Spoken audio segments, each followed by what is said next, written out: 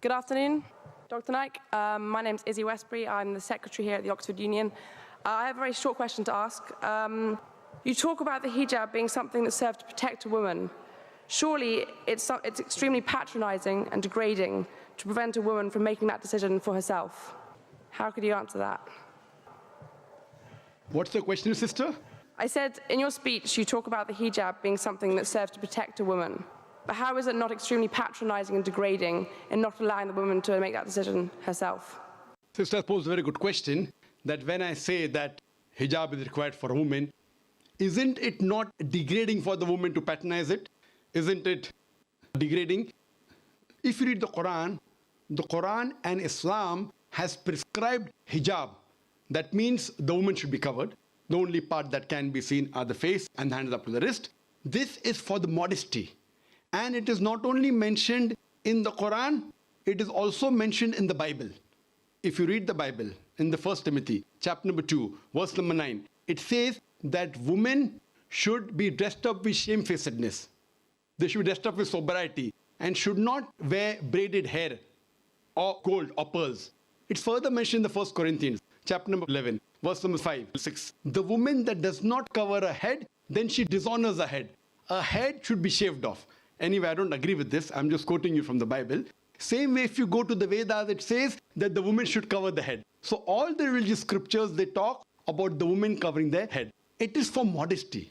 It is not to degrade the woman. And if you analyze, there was allegation made against me saying that Dr. Zakir Naik says that if they don't wear hijab, that if you wear Western clothes, there are chances the woman will be raped.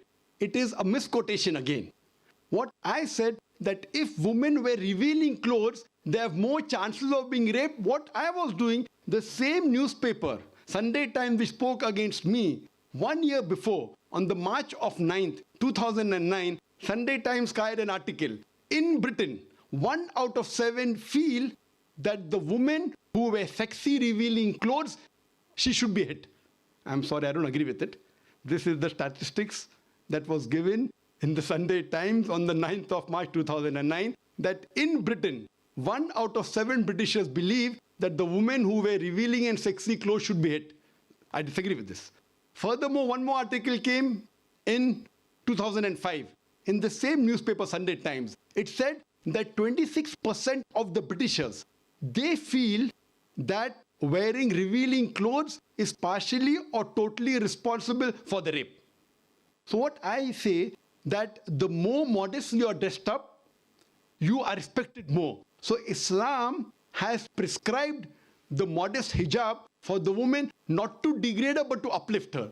I do agree there may be cultural differences. Islam cannot force anyone to adopt it. There are cultural differences. For example, I'll give you an example.